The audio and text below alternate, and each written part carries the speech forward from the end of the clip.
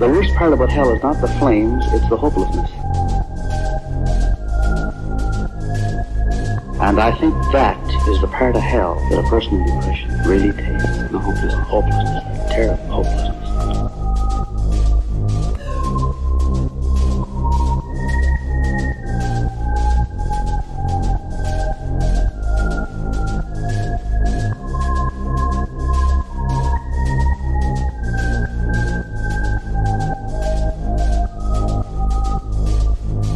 Everything is black.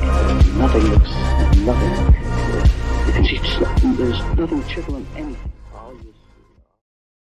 You know, when you look back at history, some moments really make you wonder what was really going on beneath the surface. Absolutely. Like those tales of individuals who seemed, well, controlled somehow. Exactly.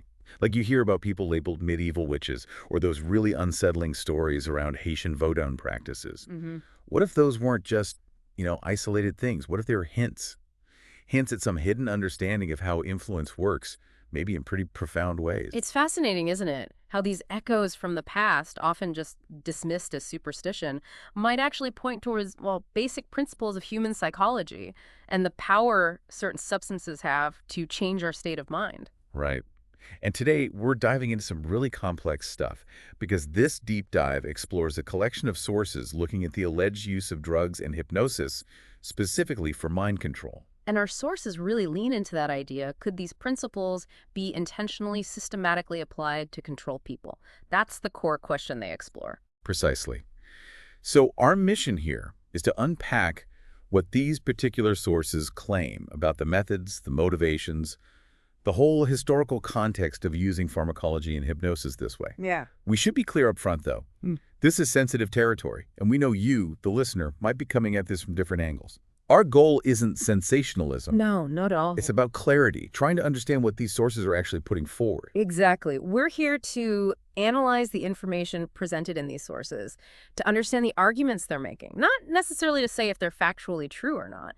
It's about dissecting the claims themselves. Okay, so let's jump into the first big area, Yeah. the alleged role of drugs.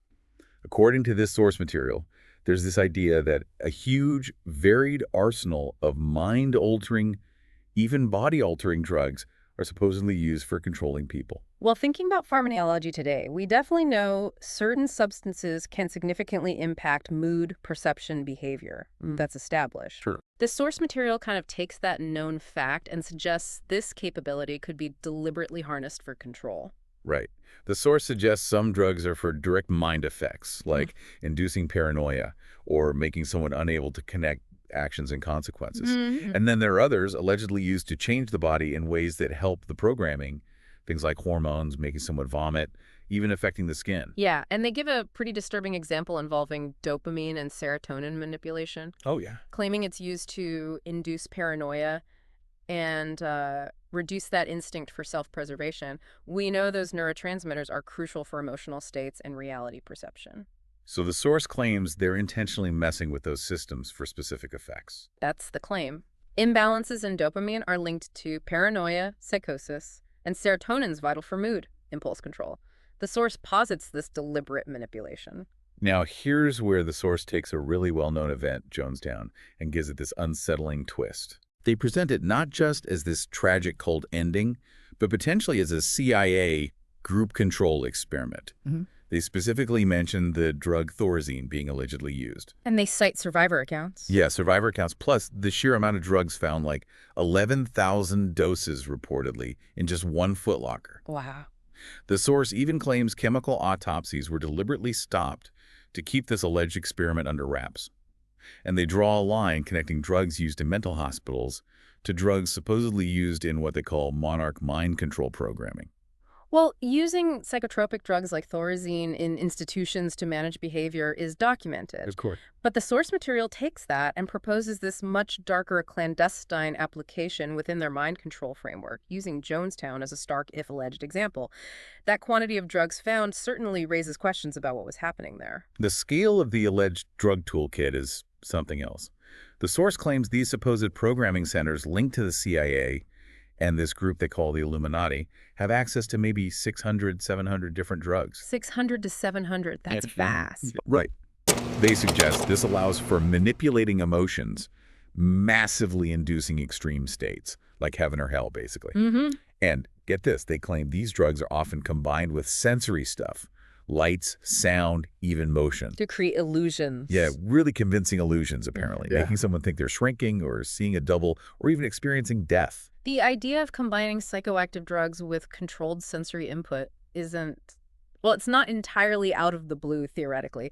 Hallucinogens do distort reality profoundly. Sure. And if you add carefully designed sights and sounds, the potential for creating very compelling altered experiences, it's there. So the source then dives into a partial list of specific drugs and their alleged roles. And this is where you see the sheer scope of the claims. We need to stress this is straight from the source material. Okay. For instance, they mentioned 2GB, described as a hallucinogen that also allegedly helps with telepathic communication. Telepathic communication. Okay, then there's anectine, a muscle relaxant, but they claim it triggers this primal terror of dying.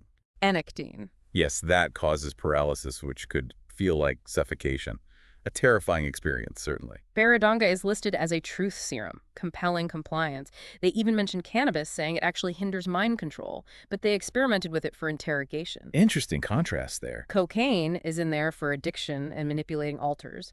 Demerol as a reward, but also something to overcome in certain programming types. So it's a mix of known drugs with known effects, but interpreted through this specific lens of control. Exactly. Ecstasy, for example, they claim it enhances trust between the subject and the programmer. Which taps into some reported effects of MDMA, that feeling of connection.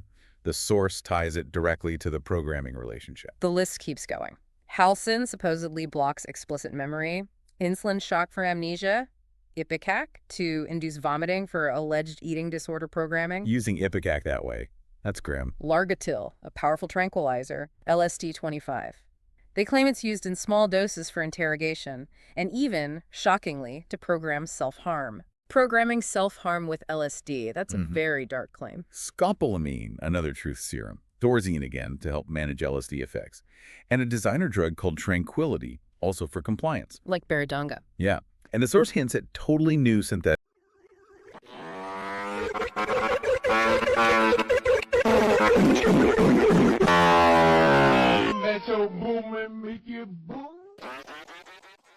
Drugs, known only to these alleged illumination intelligence circles. That sheer number and variety really underscore the source's claim of a highly resourced, sophisticated operation. Mentioning designer drugs suggests tailored effects, though secret drug development is, highly speculative outside known research. On the left over here, we have individuals who are religious fundamentalists, religious fanatics. And this is the expression, RT-PCR, real-time PCR expression of the VMAT2 gene. Over here, we have individuals. So let me complete. So over here, we have individuals who are not particularly fundamentalist, not particularly religious, and you can see there's a much reduced expression of this particular gene, the VMAT2 gene. And it's not just manufactured drugs. The source claims when the body gets saturated, they switch to herbs with similar effects. Like traditional plant medicine. Yeah. Examples like ayahuasca, said to induce a telepathic state. Caladium sequinum, allegedly injected for pain. Clove oil for dental torture relief. Even hemlock, the poison. Hemlock. Wow. Opium for its altered states.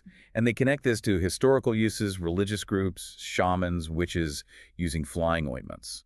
Those ointments often contain psychoactive plant extracts, historically. Right. And they mention cults, like the Haitian Vodun zombie cucumber, which comes from Datura stramonium. Ah, Datura. Known for its potent delirium effects. Can induce a state that looks zombie-like? Absolutely. The historical use of psychoactive plants for rituals, medicine, sometimes harm, it's well documented. The source links these old practices to their alleged modern mind control context. The source then points fingers at intelligence agencies historically, claiming they funded drug research for psychological control. MKUltra often comes up in these discussions. Exactly. They mention the U.S. government supposedly funding Dr. Beecher's research, MKUltra, work at Bethesda Naval Hospital. The historical record does confirm intelligence agencies, especially during the Cold War, researched psychoactive drugs for interrogation, psychological warfare, things like that. MKUltra is part of that history, though the full scope is still debated. And the source makes the disturbing claim that addictive drugs were used for blackmail and control. GIs addicted to painkillers, cocaine used on alleged Monarch slaves. They even mention a supposed code phrase for cocaine. The snow is falling. Using addiction as a lever for control. It's a plausible, if deeply unethical, tactic. Then we get into the specific applications claimed for these drugs during programming. The list is intense. Okay, like what? Inducing trance states. Teaching alters in people with multiple personalities how to go deeper into trance to escape drug effects and pain. Enhancing trauma. Enhancing trauma. They make this shocking claim that some drugs can amplify trauma 100 times. 100 times. That's hard to even imagine. I know. They also mention using drugs like LSD, PCP for out-of-body experiences, creating pain directly like salt and pepper water in the eyes, inducing painful blood vessel issues to program cutting behaviors, controlling histamine production, which they link to breast implants later, creating illusions of missing body parts, conditioning alters to stay in position by linking disobedience to bad drug effects. It paints a picture of incredibly calculated, cruel manipulation. Using drugs not just for their mental effects, but to create associations, program physical responses. That trauma enhancement claim is particularly chilling. It gets even more specific. The source stresses that different alters within one person supposedly react differently to the same drug, same dose. Really? How? They claim the alter holding the body gets the strongest effect. They give examples with paraldehyde, chloral hydrate, showing varied reactions. That idea of differential drug response among alters, it's complex, not fully mapped in mainstream psychiatry. But the source suggests a sophisticated awareness and exploitation of these alleged differences. And there's alleged programming against taking drugs from anyone but the master. Okay. Plus, the claim that lithium might suppress alter switching, leading to allergic reactions as a defense. A defense mechanism. Interesting. They emphasize the need for fine-tuned dosages, saying the wrong amount could cause psychosis. Which makes sense pharmacologically. Dosage is critical. But then, surprisingly, the source also claims these alleged Illumination intelligence agencies have secret antidotes for most drugs. Secret antidote? Yeah, supposedly used to prevent dangerous side effects like heart failure. They even claim there's a stock of helpful drugs and herbs on hand, like glutamic acid for headaches, witch hazel, or comfrey for bleeding. The secret antidotes claim is extraordinary. Obviously, it lacks independent proof. But it fits the narrative of this highly advanced secret operation. Okay, focusing back on trance induction. The source claims a huge chunk of the population, maybe 90%, can be put in deep hypnotic trance just using specific drugs. Using drugs to facilitate hypnosis is known. Sedative hypnotics can lower inhibitions, increase suggestibility. They mention rapid trance drugs like Avidemerol, and they repeat the claim about truth serums, like Baradanga achieving total compliance. The universally reliable truth serum concept remains controversial scientifically, though. Sedatives can make people talk more freely, but not necessarily truthfully. The source also describes using drugs people dislike to force alters to go deeper mentally. They use analogies like a train going down into the subconscious, or an airplane vanishing to make them forget the drug experience. So using aversions psychologically. Seems like it. And they revisit enhancing trauma drugs, amplifying a spinning effect, setting mental traps, again claiming that 100x trauma amplification. But they contrast this with marijuana, saying it hinders mind control. You say in your book that mind control slaves were permitted any drug except marijuana. Why? It's an excellent question. The effects of marijuana on the brain are not conducive to mind control. It doesn't mean you can't be traumatized and put under mind control. It just means it screws up the programming. Because it actually opens neuron pathways in the brain. It expands thought. I'm not going to stand here and speak pro-marijuana because... No, because somebody be putting it in my car and popping me for it. But I am anti-marijuana because we see all these ads on TV and everything, and even Dole and Clinton in their campaigns are saying, what's it Dole said, guns, violence, and marijuana, you know, as if it's so violent, because it is not conducive to mind control. They want it off the streets more than they want their drugs, like cocaine, off the street. Marijuana is especially targeted. I don't promote the use of marijuana as a Band-Aid for mind control because again, knowledge is our only defense against it. These descriptions portray a deliberate, manipulative process using both drugs and psychological techniques to deepen dissociation, amplify emotions, maybe implant ideas. Pain creation comes up again, mentioning things beyond drugs, like flashing lights. Sensory overload tactics. That blood vessel pain technique for programming cutting is repeated. Histamine control mentioned again as a secret ingredient. Illusions of missing body parts due to memory loss, using drug side effects and punishment memory to make alters stay put. The repetition emphasizes how central these techniques are perceived to be within the source's alleged framework. They expand a bit on assisting other methods, claiming drugs are used with high-tech harmonic machines for thought implantation. Harmonic machines, that sounds very sci-fi. Yeah, they link it to the neurotransmitter acetylcholine and memory. They even quote brain researcher Restack from a '94 Newsweek piece about potentially designing our own brain and made-to-order personalities. That Restack quote likely reflects broader neuroscience discussions about influencing brain function. Applying it here is, well, the source's specific interpretation. Integrating drugs with alleged tech like harmonic machines is a big claim about the sophistication level. They also mention aversion therapy with vomit-inducing drugs, using LSD hallucinations as programming building blocks with threats of permanent psychosis for resisting. So using both negative reinforcement and manipulating drug experiences. Right, emphasizing drugs' role in setting up dissociation patterns, structuring the alter system, and the programmer allegedly takes credit for the drug's effects to build their own power. Establishing dominance and control through apparent mastery over the subject's internal state. The source then gives what it claims are real-world examples of this alleged misuse. An anecdote from Oregon. A woman reports escaping a satanic ritual, gets heavily medicated with antipsychotics, allegedly to control her. Another story. A supposed government mind control victim given a cocktail of drugs by cooperating psychiatrists. Cooperating psychiatrists, that implies collusion. That's the implication. Another victim allegedly given trazodone, worsening a heart condition. Another given a dangerous mix of Compazine and Xanax by a doctor supposedly linked to MKUltra. These are disturbing anecdotes, presented as evidence in the source, but very hard to verify independently. They raise ethical flags about medication misuse, blurring lines between treatment and alleged covert acts. Need caution here. Absolutely. But interestingly, the source also includes alleged precautions programmers take. Precautions? Like what? Awareness of heart risks, using monitors, resuscitation gear, allergy checks, testing, even blood level monitoring for drugs like pentobarbital. Suggests a level of operational awareness of the dangers involved. They repeat the switch to herbs when the body's overloaded. Claimed routine AIDS antidotes were given to alleged monarch slaves since the 60s, 70s.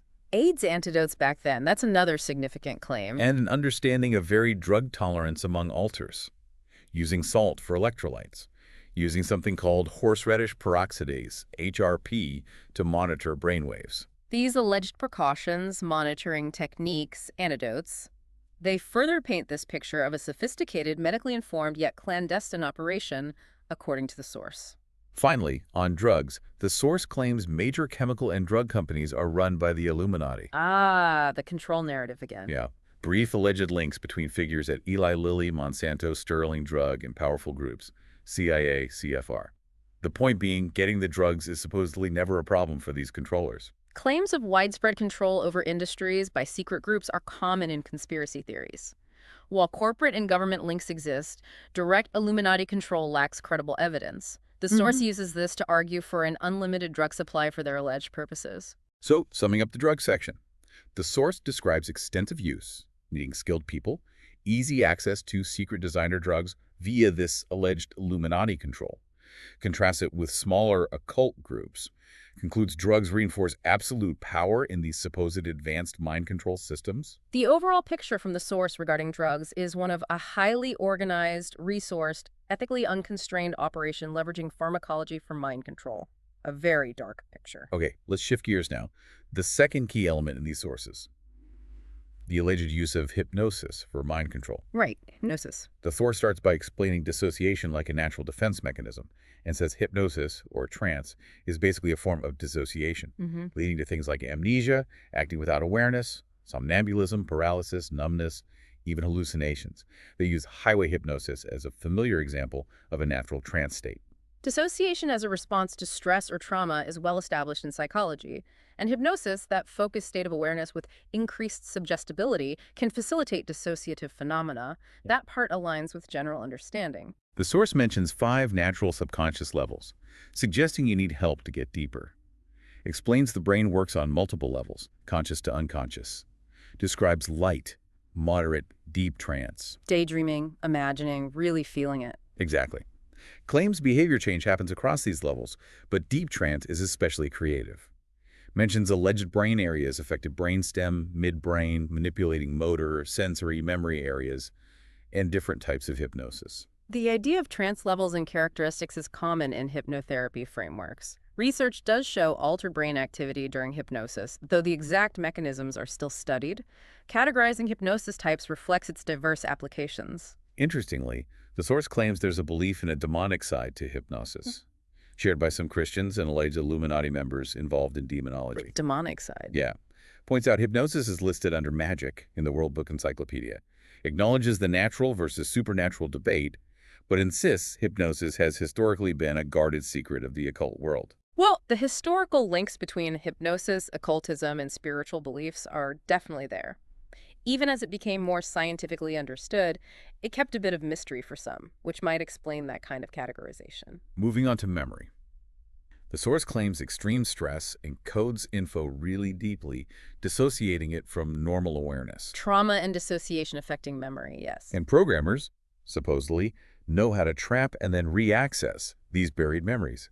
Talks about different neurophysiological states, maybe 12 subconscious levels, the mind creating amnesia barriers. 12 levels. That's very specific. And hypnosis is presented as the tool to move between these states. Levels get around the amnesia.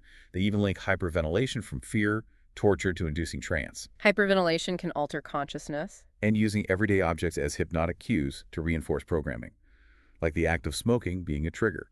Source claims a lot of therapy for survivors involves detrancing, that many alleged Monarch alters live in trance. Gives examples. Music, colors, religious symbols given programming meaning. The trauma dissociation memory link is central in trauma psychology.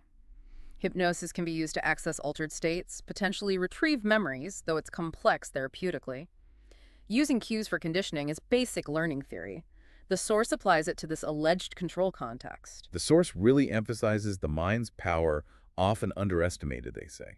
Controlling involuntary functions, releasing natural painkillers, enkephalins. Right, the body's own pharmacy. Mentions hypnotic training to boost enkephalin release. Uses a running water analogy for mentally removing pain. Claims faster healing under hypnosis. Suggests these abilities are kept secret for control. The mind's influence on physiology pain. Healing is increasingly recognized in fields like psychoneuroimmunology. Hypnosis has proven valuable for harnessing these abilities. Compares the mind to a symphony orchestra normally integrated. But a multiples mind is like competing isolated parts.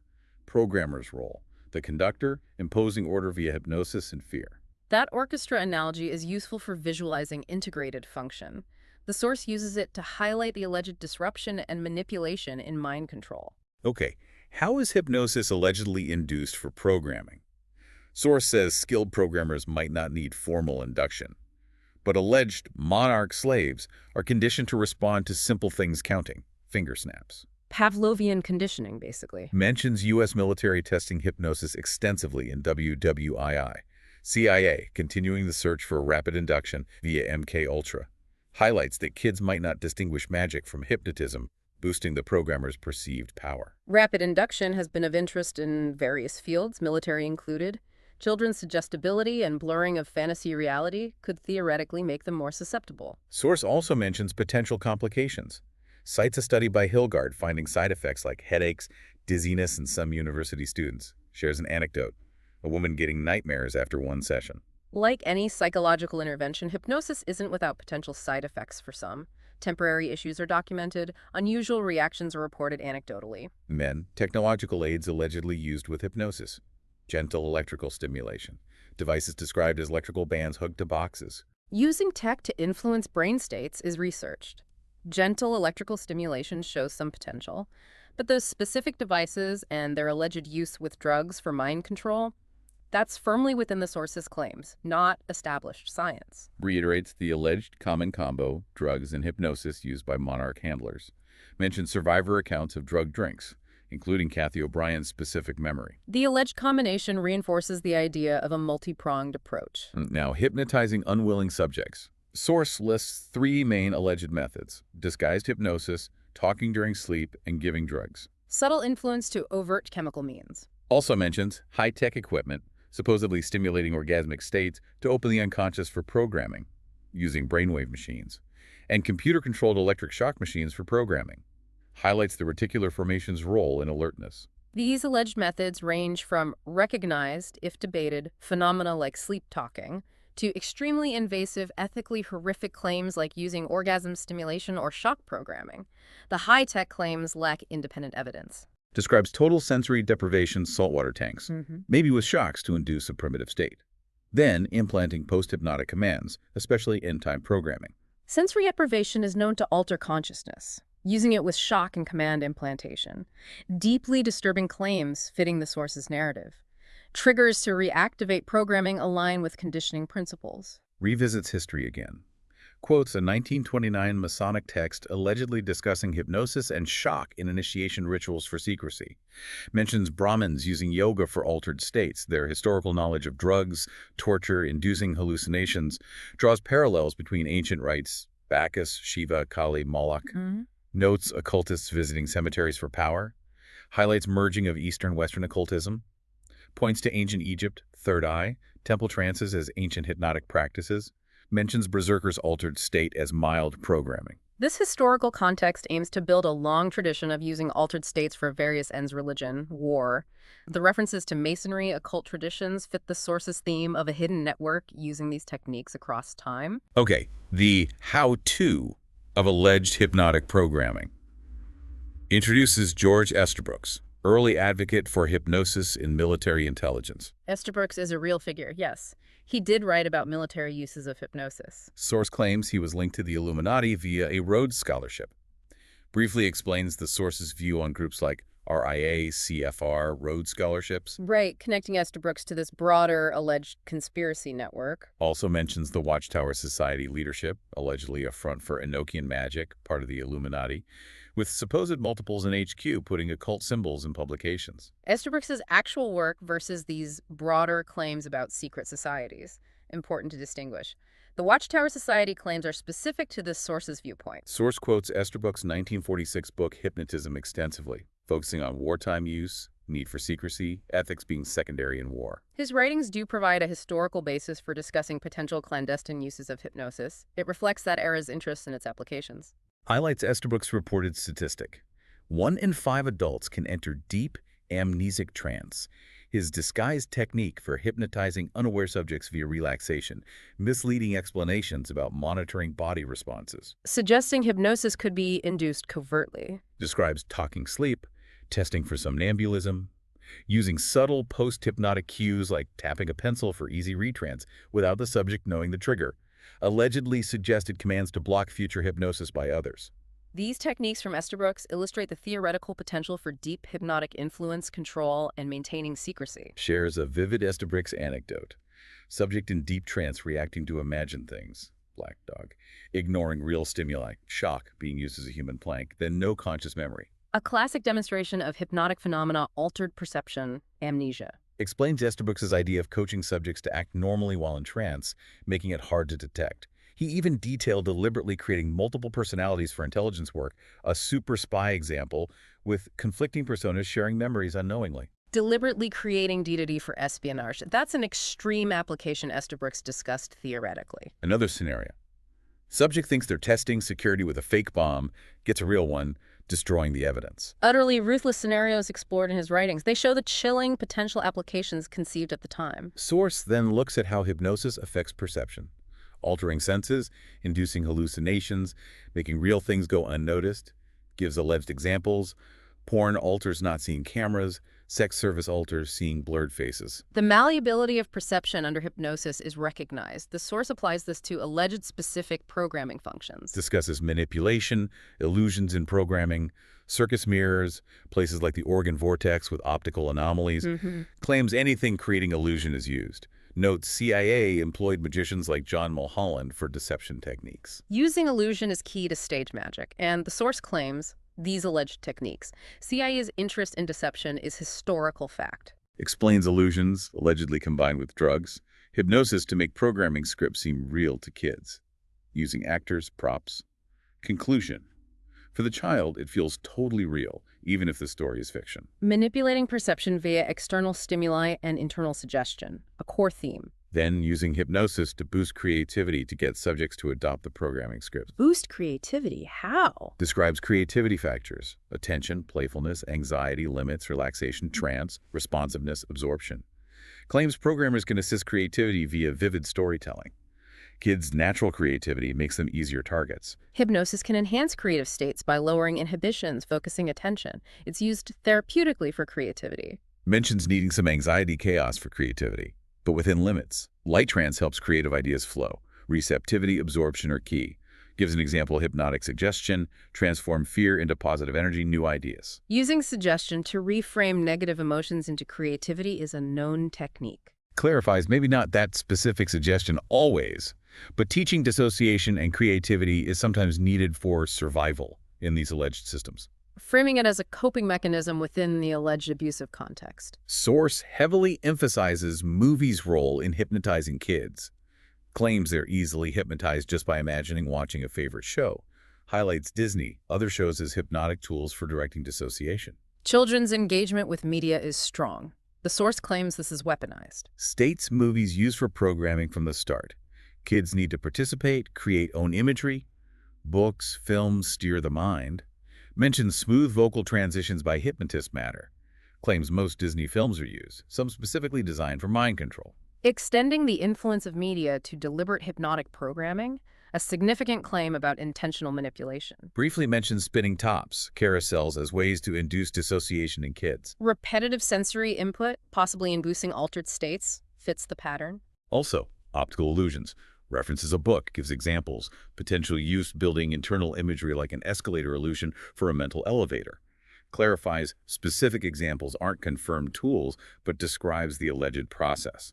Illusions used with drugs, mind-altering sounds projected onto walls, mentions virtual reality for immersion.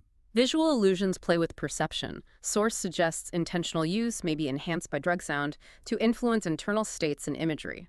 Then, the programmer's hypnotic voice. Describes types: authoritarian, commanding, godlike, permissive soft tone, relaxation, partnership, creativity, monotone, rhythmic, lulling, blocking distractions, emphasizes pauses after suggestions, gives a script example with music. The hypnotist's voice, language are crucial for effectiveness. Different tones, rhythms have varying effects. That's standard understanding in hypnosis. Notes alleged programmer handlers often have warm personalities, trained hypnotic voices even when not programming. Explains alleged use of repetition, alliteration, nonsense ancient words in witchcraft rituals for hypnotic effect, chanting mantras. Rituals themselves are part of programming, source contends, even if secularized for the victim. Repetitive sounds like drumming influence brainwaves, induce trance. Using ritualistic language, repetition, sound to induce altered states is documented across cultures and spiritual practices.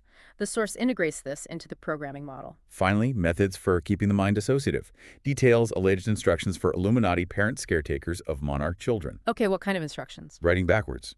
Prolonged isolation, dark closets, cellars with strict rules. Systematic unprovoked punishment reinforcing secrecy, hear no evil. Needle sticks for conditioning, obedience, access points. Needles! Ugh! Slapping for arguing.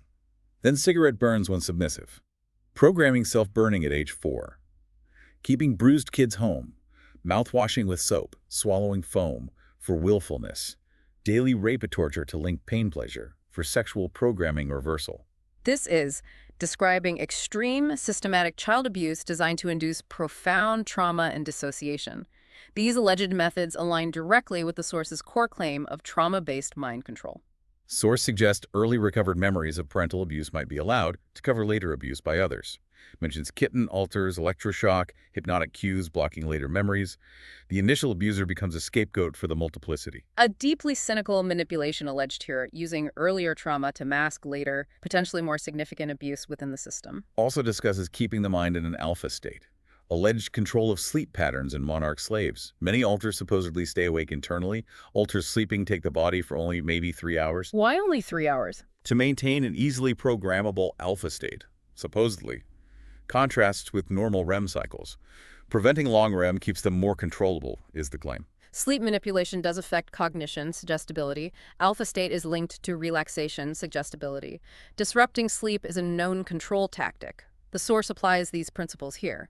Lastly, hypnotic codes, cues, triggers, explains programmer creations reflect the programmer, examples from ancient occult practices. Highlights gematria, Kabbalistic numerology, for deep altar codes in the Illuminati. Numerology and symbolism. Lists alleged reasons for witchcraft-based codes. Programmer worldview, reminding slaves of entrapment, facilitating internal magic by altars, making programming seem like magic, indoctrinating altars into the occult. References Aleister Crowley's 777 as key for understanding code links. Crowley is often cited in relation to modern occultism and ritual magic. Briefly describes the Kabbalistic tree of life as an alleged framework for altars. 10 circles, rooms, specific altars at the top, the Antichrist figure. Mentions alleged ceremonies for each tree of life altar before age 16. At 16, demons supposedly guide a path, a firstborn child allegedly sacrificed. They always put it in movies. I mean, nobody's done human sacrifice. People have always done human sacrifice. What do they need a virgin for? To throw her into the fire? You new here? What? Why? An offering to the gods? You serious? You want to go platinum, John? Things can get messy when you make a deal with the devil. This virgin's blood is your bounty, her virgin's flesh for your seed. Arise, green one. Arise and take back the earth. What if you don't pull it off? They rise. Who does? The ancient ones. The gods that used to rule the earth. As long as they accept our sacrifice, they remain below. But the other rituals have all failed. Unknowingly, I made a deal forged in hell. Not my baby. Take it back. Take the spell back. I can be mortal again. Give the child to me. I want my innocent soul. No, the Norquist is coming for me. I must appease him with the gift of a man-child. Come to me. I must feed you. I must feed you to the Norquist. No, take him. No, How the hell is that funny? take the baby. Like, Don't make me eat the baby. Its blood linked to Lilith under the tree. These are extremely dark, complex, occult claims woven into the programming structure described by the source. Mentions other trees allegedly put in slaves, ash, oak, etc. Says this chapter focuses on hypnotic codes. Later chapters cover structures, spiritual dimensions. Explains power words like white rabbit with attached memory programming. Use of ciphers, code word frequencies. Gives a long list of alleged favorite code words. Claims FOX yields 666 via numerology. The level of detail on code, symbolism, structure is immense. It paints a picture of a meticulously constructed, albeit alleged, internal world. Details code characteristics. Intelligent, patterned, biblical religious names with subcodes, god-goddess names deeper down, king-queen names for cult altars. Himmler names, not access codes. Slave codes follow standard and unique patterns. Altars can allegedly change codes in trance, sleep, to protect programming hindering handlers. Internal sabotage potential. Interesting detail. Mentions rotor ciphers, intelligence codes from Bible fiction, deeper occult words, Arabic, cover names for operations, announces upcoming list of alleged Monarch hypnotic cues for functions, needs bona fides, meeting codes, control signs, trouble signals, recognition signals, contact, go-away codes, go-to-ground hiding, Mayday book, imminent arrest phone number, claims common universal Illuminati codes exist for release from police judges. A whole lexicon and protocol for alleged covert communication and control. Highlights alleged use of specific languages for codes within certain groups, Enochian and JWHQ, Druidic symbols, Hebrew, etc. Up to 6 languages in one system claimed. Artificial language is sign language too. The sheer complexity, described multiple languages, ciphers, symbolic systems, underscores the source's claim of a highly sophisticated, deeply layered mind control system. Wow.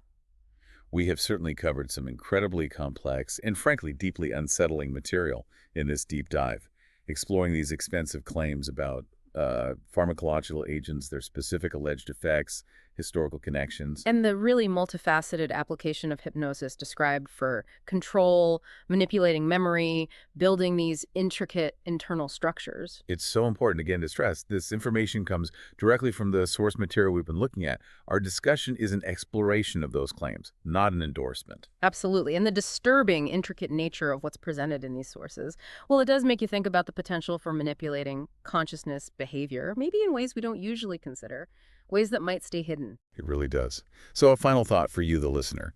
Considering the historical accounts we know about mind-altering substances and the documented progress in understanding and using hypnotherapy, what might this source material suggest to you about the potential for, let's say, unseen influences on human thought and action? And what questions does exploring all this raise for you personally about control, about autonomy in our world today?